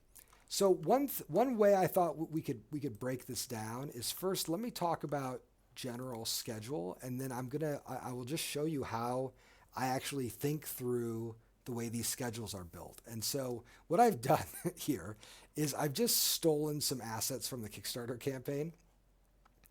And let me just load this up here. I just want to make sure I get it all proper. Okay. So here are some assets. You'll probably recognize these from the Kickstarter page. And this is one way that we can kind of divide the different modules of content. Now, I know that this is not a modular expansion, but I'm using the word module in a way that it has nothing to do with modular expansions, just a segment. Okay, so we have promised to you all that we will have this game done in your hands by November. So what does that mean? By next November. So here's June. We're not going to worry about June. This is July. All right.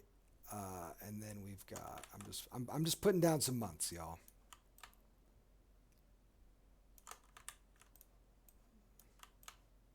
Okay. So July, August, September, October, November, December, January, February, March. Okay, don't worry, I'm going to scale it. It'll be fine. April, May. Okay. And then let's just put those like that. Okay, so here are our months. Now, why did I stop this at May? So here we have, this is May 2025. All right, so the reason why I'm putting this as the last month is if we want to give you this all by next November, then I need to have this at the factory by May as a general goal. Honestly, I would rather have it here. And so for the purposes of building the schedule, so April, March. So when I'm thinking about our schedule, what I'm shooting for is March. Bloop. This is when I want things submitted to the factory.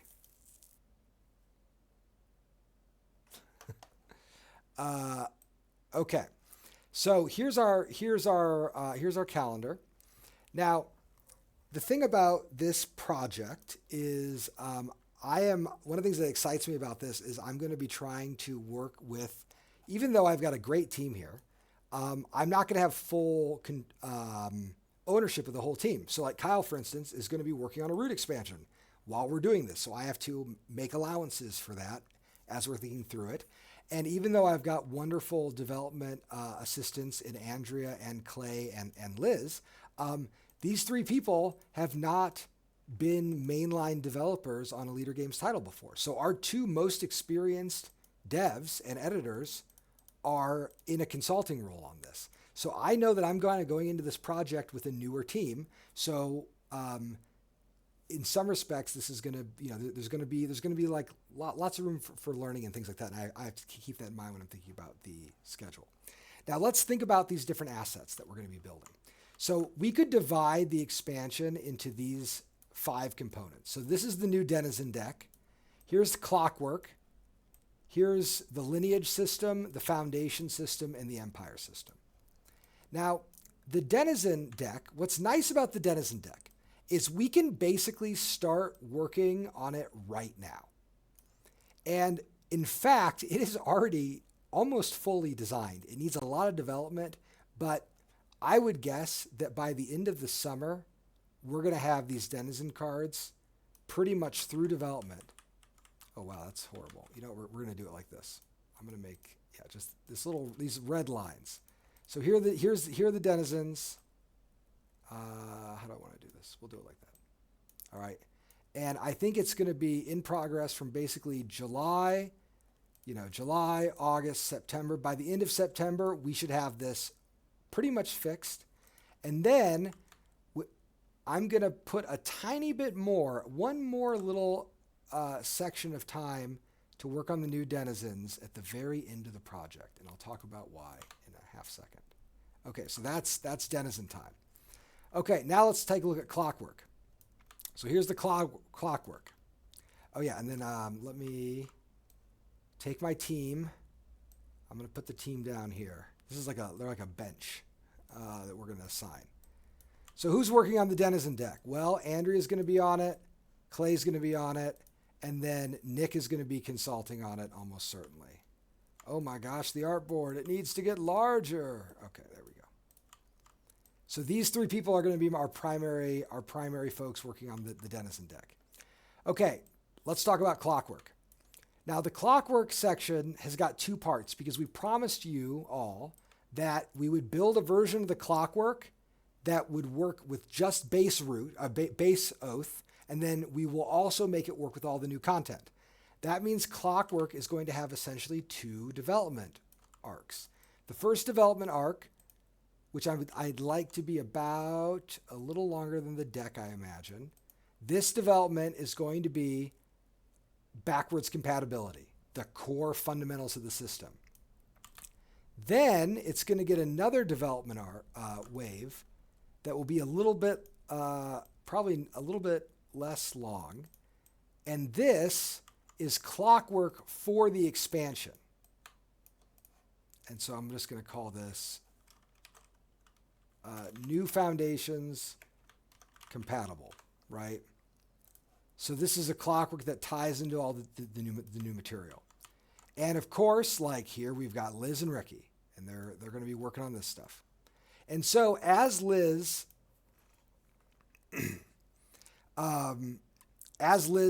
gets started, she'll be starting here. I think she's on vacation now. She's going to be arriving back home to where she lives, packing up her bags, and then starting here in the office in July.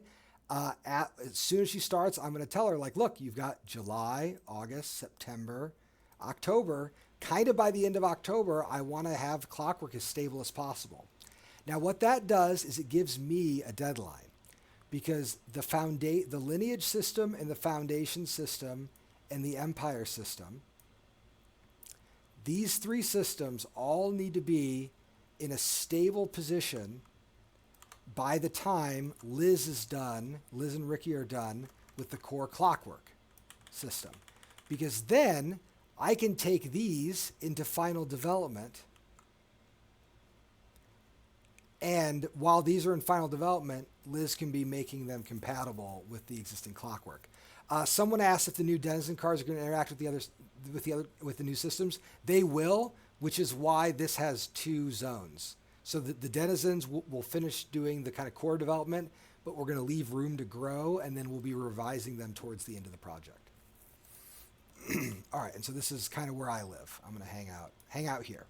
And I might be taking some of Josh's time in a consulting role as we're thinking about this stuff, because I want, we have learned a lot, by the way, from ARCS, and Josh, especially the ARCS campaign.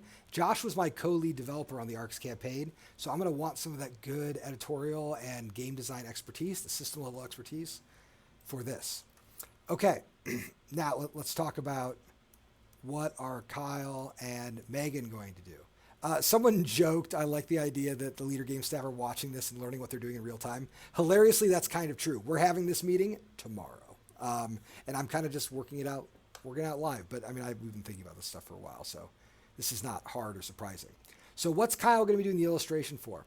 Well, if you look at this chart, you can see that like the denizens, they've been worked on for the longest time, or for the longer time. So Kyle's first art task is almost certainly going to be the denizens.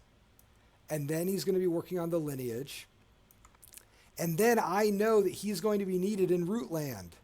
So he is going to go to Rootland here for a while to do the graphics for the Root expansion.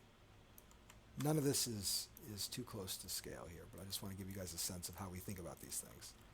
So Kyle's going off to Root.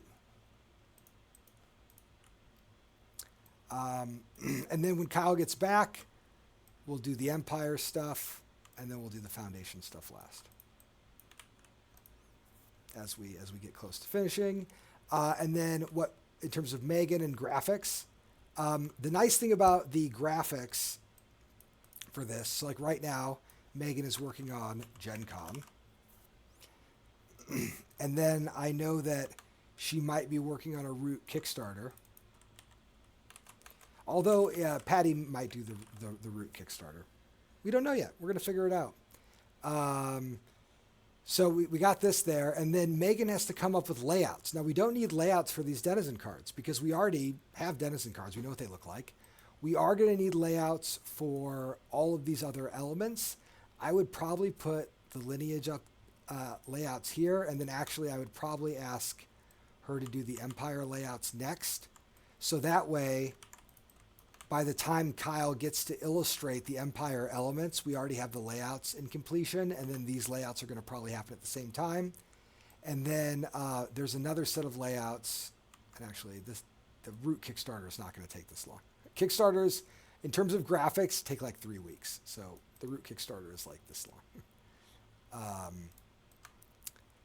And then we're going to need, and I'll put this in a different color. Maybe I'll put this in red. That's kind of what I'm doing here. This is going to be like oath box. Now, I don't mean an oath big box, although I will talk about that. I just mean like rules. You know, I'll actually, this should just be oath. Okay, so we're going to call this General Oath Graphics. There we go. Okay, boom. So this is kind of a very rough sense of what we're going to be working on. Then after I finish this, I'm probably going to work on Denizen development, which is going to take a bunch of my time. So, and then I'm also going to, well, I'll talk about how my schedule is going to work. My hope, though, cool. All right. Well, now I'm going to go through it again. I'm using I'm using Comic Shark for these. Okay, so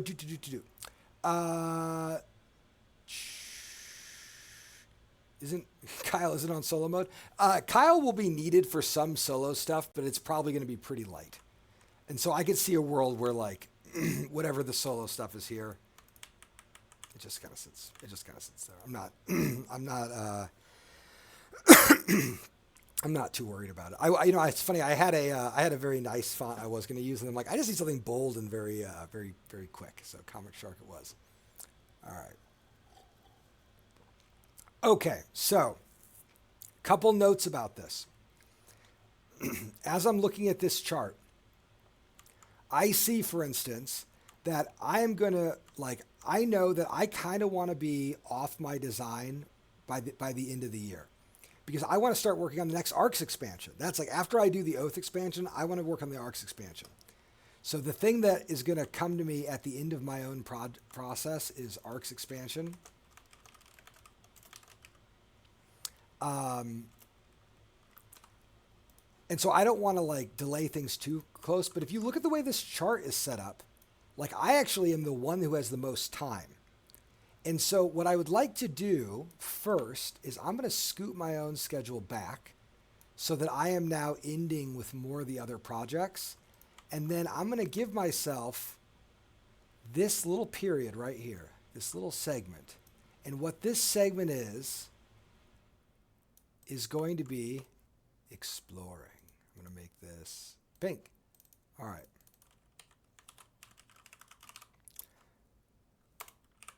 Exploring. After this campaign is over, the biggest thing that I'm interested in doing is spending a little bit of time zooming way out, looking at all of those early design diaries for Oath and thinking about new ideas that I was excited to put in. Now, as part of this exploration, I might have to pull in staff. For example, I have some ideas about how Oath's combat works that I would be interested in revisiting a little bit more seriously. In order to do that, I'm going to need help. And some of that help is going to come from someone like Josh Earsley. Now, normally, if this campaign had not funded very well, I would be very hesitant to pull in Josh because that's a way of making the project very expensive. Because Josh is expensive. We're all expensive, especially the senior staff.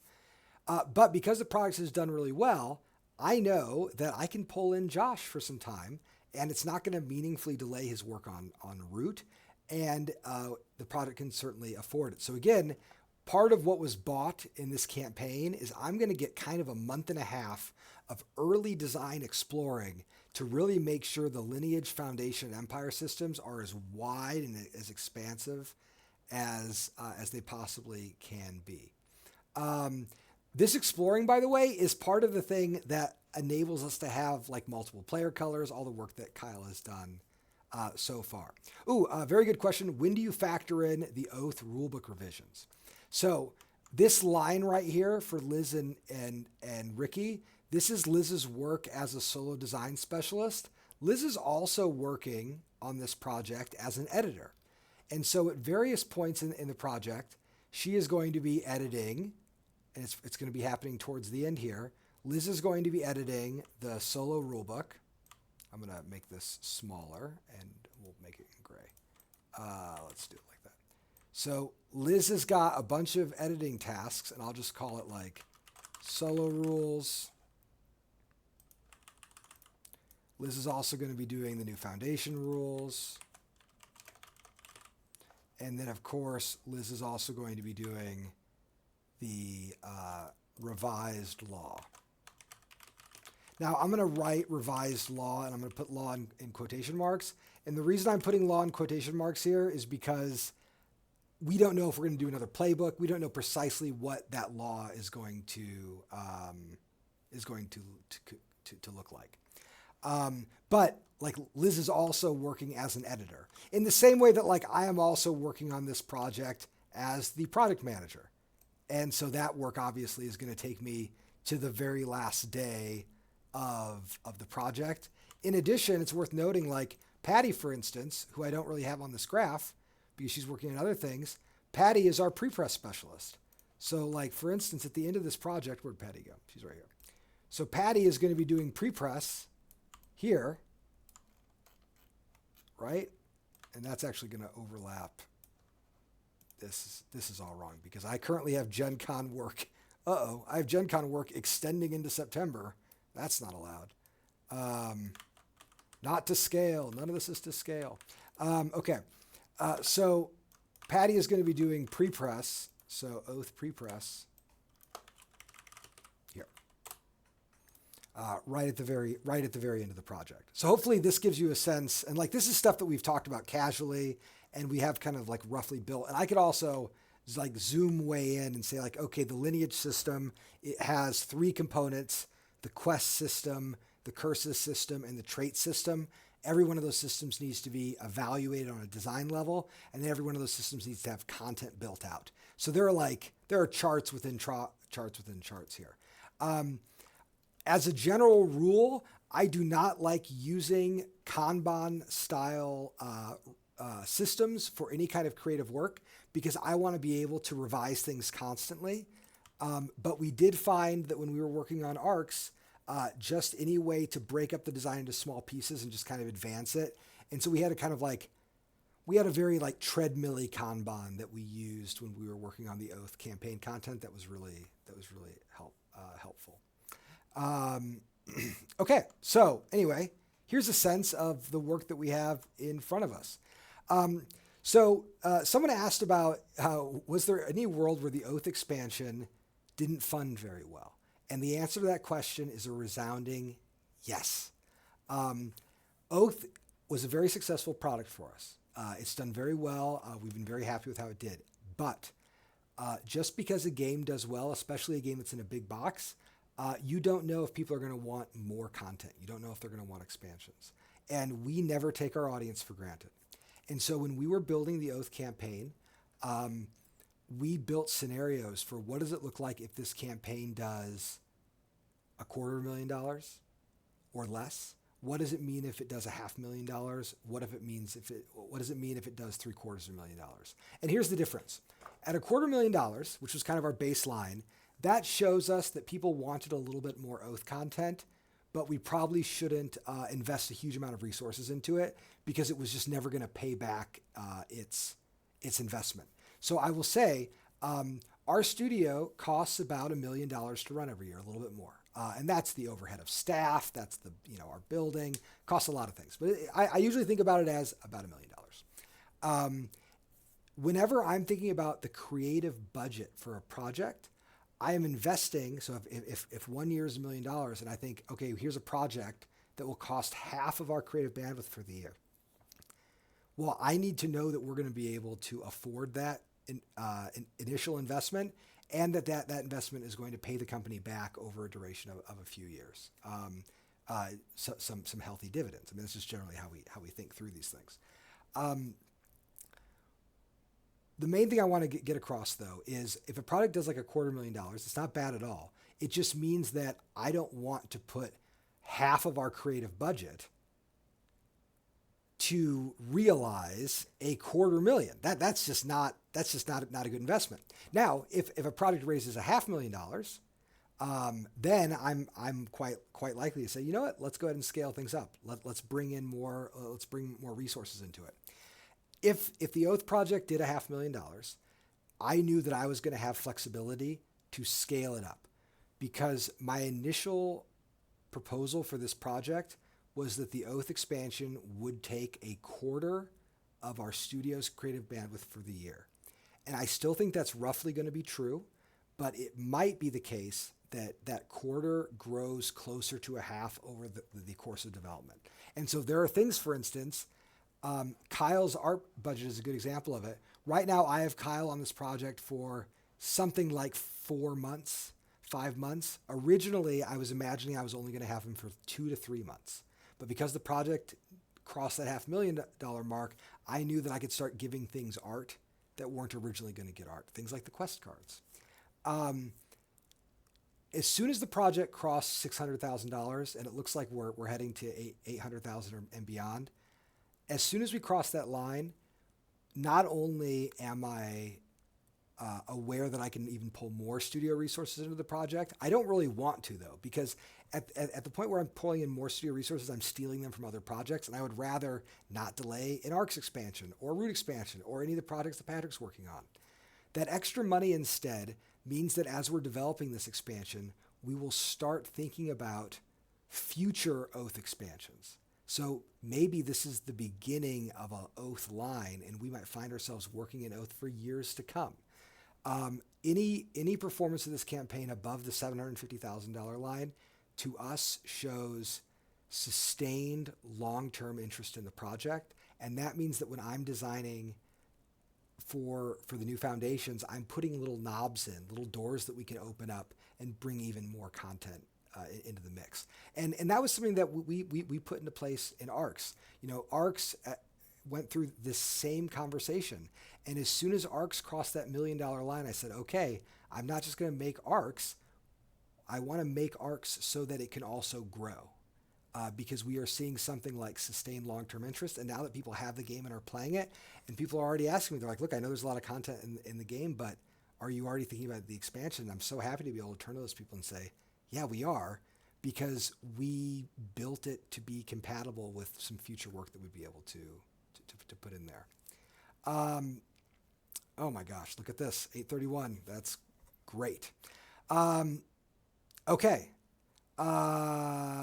So there you go. That's the picture of everything. I hope this gives you a sense of like how we actually do that work. I'll mention again, like, think about this calendar here, and then think about the fact that, like, Josh is over here, down here, working on Root, and we have things like New Horizons coming out, and Nick's working on a game. We've got some other games in the mix that are all cooking. This is I don't know. It's a tremendously exciting time for me at the company because we are seeing the rewards of investments that have taken years and years to realize, just in terms of our staffability. The fact that we have people on staff who can now lead their own projects without any help from me is great. And it means that we're going to be able to grow and produce some really wonderful things. And at the same time, even while hopefully we're able to publish a few more games or not a few more, but maybe just a little bit more games over the course of a few years, we're going to be able to keep to the same level of quality that hopefully we're always able to, that we've been able to hold in the past, and to continue to just like really invest in these titles. I always feel odd when I go to parties at places like Gen Con, I talk to industry people, because sometimes someone will say something like, hey, Cole at Leader, like, what are your publishing benchmarks? How many games are you hoping to publish next year? Or do you think you can publish more games next year than you published this year? And I always tell them, like, man, I'm trying to find ways to make fewer games more slowly. Like, I want to do even more ambitious, even more intricate and interesting projects that push everyone on staff to do their best work. And that is just fundamentally at odds with trying to produce like 6 games a year or something like that. That being said, I think that we are looking at a world where Leader Games can go from, instead of 1 game every other year or every 18 months to maybe 1 a year or maybe 2 a year, but probably not more than that. So yeah, there it is. Let me see if there are any questions here. I'm happy to take a few questions before I close up the stream here. Someone asks thoughts on someone creating a product heavily inspired by Oath, maybe even using some of the same ideas. I don't know. Go for it. I mean, getting back to my original comment, games they're in a conversation about what games can be. I would love to see more people making Chronicle style games that riff on Oath and riff on arcs and riff on other ideas that we've been exploring. So I think it's great. So yeah, there you go. Well, I hope that gave you a little bit of an insight into the back end at Leader Games. Again, we are thrilled to be, how do you design? Oh boy, that's a huge question. Do you let the dog sleep in bed? Okay, well, these are good. I'm going to answer these questions and then I'll sign off. How do you design card abilities for Oath denizens? Starts with the narrative beat, fundamentally. What do you want? So many of the narrative beats in Oath happen because of a card power. So I'm less interested in a mechanical possibility and more a narrative beat that I want to introduce to the game. The Gathering is a great example. And you know what I'm going to do? I'm going to go to the Leader Games card database. See if I can find it. I'm gonna do this if it's the last thing I do. All right, Leader Games card database. I'm coming for you. I just need to. I forgot the link. Is the thing that is getting me here. But I know where to find it. No, I don't. Here it is. Cards at leadergames.com. I was searching cards library. That's on me. So look at this amazing thing that we have here. This is the hard work of Matt and Josh. This is the Leader Games card database. And I'm going to look up the Gathering here. So here we have like all of our cards in our games, or most of them, and then you get an FAQ, you get a rich text version of the power. The Gathering is a great example of a denizen card that began as an idea, right? The idea is people are gathering for a big meeting, and then they're going to have a negotiation at that meeting. And I'm thinking about the Council of Elrond, right? I'm thinking about the notion of having a meeting on the eve of battle. But Oath doesn't do that. Oath has no way to do that. The Gathering allows that narrative beat to happen. Kyle's asking me. There's only one press gangs right now. They always get renamed things, Kyle. Y'all love, just there's hundreds of them. Okay, and then do you let the dog sleep in bed with you? I don't have a dog. In the one time in my life I lived with a dog, the dog did sleep in the bed with me, but I was also working a third shift job, and so I was like sleeping in a spare room. So of course the dog was going to sleep in the bed with me. I let the kids sleep in the bed with me though, and the pets. I mean, I don't care. I'm asleep. I don't care. Any chance you could talk about the mechanisms in the new Oath expansion that have players deal with outside threats? I wrote a design diary about this. I could say a lot about it. The thing I'll say here is this is precisely the type of thing that when I was talking about exploring, that's what I'm going to be exploring. I don't know the depth and range of interactions with outside threats at the moment, but I aim to find out, and I'm probably going to find out over the course of the summer. And then someone said we'd revisit the Oath big box question. Yes, so the big box question is fascinating, and it's something that we will start dealing with later in the project. For reference, I will tell you a little bit about the ARC's big box, just a little bit, and then I will sign off because I've been hanging out too long. The ARC's big box, we knew we wanted good storage. And there were a lot of debates among the studio about different ways to store the game. But for my money, the storage had to be extremely functional. That is, I needed something that worked, easy to set up, easy to tear down, easy to hold the state of a game, and also had room for 1 to 2 ARC's expansions without sleeves. And then for the people who have sleeves, we will have an option for them. So I knew that I had that criteria. It was not a criteria that was shared by everyone on staff, but it was a criteria that I felt very strongly about. We worked on ARCs for 2 years without really working on the box. And then last spring, so this is maybe 8 months before the game went to print, we started actually working on the box design. Let me see if I have it. I can maybe share this with you all. Here it is. So, and I was working in these. This is the campaign tray design, and they're in the storage. This is a huge file, and we actually used our plotter to print it out, and then we could cut it up and build perfect scaled models. But this campaign storage, we started working on this in the late spring and into the summer, and it took all summer to get it right. Now, we're working on this while we're doing final development. It's not the only thing that we're doing, but we have a whole closet in the other room on this wall for me that is just filled with trays and things made out of foam board. We will do that for Oath 2, but we're not going to start that process probably until January of this year, and then we'll have more to say about it. Boxes are hard. It's easy to make a okay box, but I want to make a great box. And then lastly, someone asked this very good question, which is the last question I want to end on. Are you hoping that the expansion, 2 different Chronicles of Oath, will feel like different worlds or games? And the answer is yes. One of the biggest things I wanted for Oath was that if I played a game for 20 times in my Chronicle, and I gave that Chronicle to a friend, I wanted it to feel like an alien world.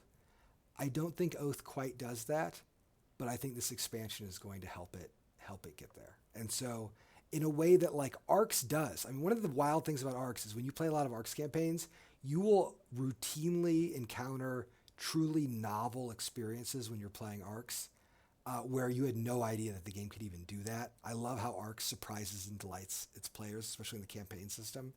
I want to capture some of that energy for Oath, and I think in some ways Oath might even be better at it in certain ways. Okay, well, that's it. This was great. I had so much fun chatting with you all. Thank you for your lovely questions. And thanks again for, my gosh, supporting this campaign. I'm just gonna keep saying it.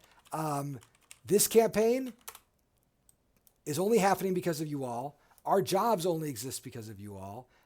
We are the luckiest people in the world to be able to do this. I mean, I always have to remind myself, whenever I get frustrated, and all creative work can be frustrating, I always say, in the history of the world, There have been not very many people who have been able to make essentially toys full-time, to make a game full-time, to devote your career to it.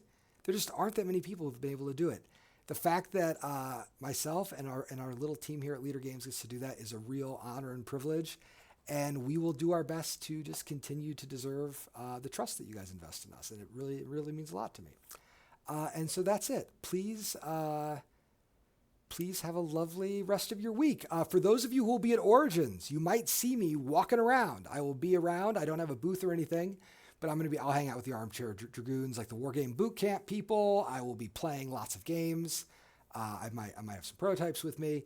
And then if you are at Gen Con, come to the Hootenanny. Catch Kyle and I. We're happy to sign things for you. And we'll be doing lots of stuff for Gen Con. We got a big convention planned. I can't wait for you all to see it. All right, take care, everybody, and have a wonderful rest of the week. And once again, thank you so much from all of us here in St. Paul.